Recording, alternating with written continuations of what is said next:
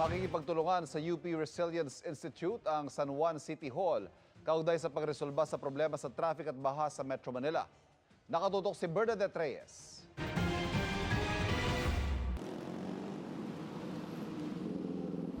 Traffic at baha, kapwa matinding perwisyo sa publiko.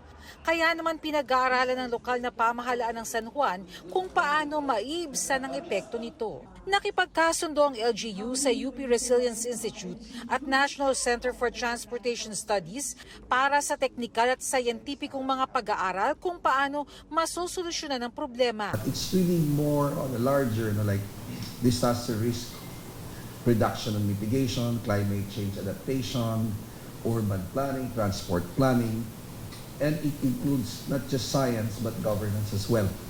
Ang San Juan River na madalas tumataas ang tubig tuwing tag-ulan, bagaman nakapangalan sa lungsod ng San Juan, sakop ng iba't ibang LGU. Kaya naman plano ng lungsod na maging bahagi rin ito ang iba pang mga lokal na pamahalaan sa Metro Manila. San Juan will be the pilot. Kumbaga, ang proof of concept dito sa San Juan, again, when it comes to flood mitigation, disaster resilience, yung sustainability efforts, and of course, pati yung ating traffic management. Once we're able to establish the partnership in San Juan, we will now scale it up to the Metro Manila Council. Sabi naman ng UP Resilience Institute, hindi na daw mawawala ang baha, pero ang mahalaga raw magkaroon ng flood management na ginagamitan ng siyensya. Halimbawa, dapat magkakaugnay ang Drainage Master Plan sa Metro Manila. Ang pwedeng mawala, yung napakalaking baha. Kasi if we are able, kaya yung plano, hindi pwedeng separate yung Quezon City doon sa Caloocan, doon sa San Juan.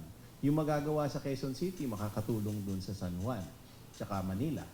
Ayon sa National Center for Transportation Studies, bukod sa mga makabagong teknolohiya, mahalaga ang pagtutulungan ng mga local government units para mapabuti ang daloy ng trapiko.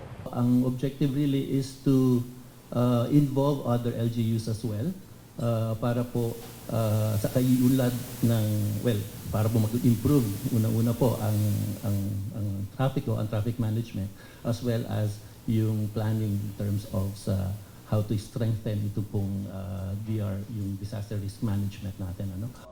Para sa GMA Integrated News, Bernadette Reyes, nakatutok 24 oras.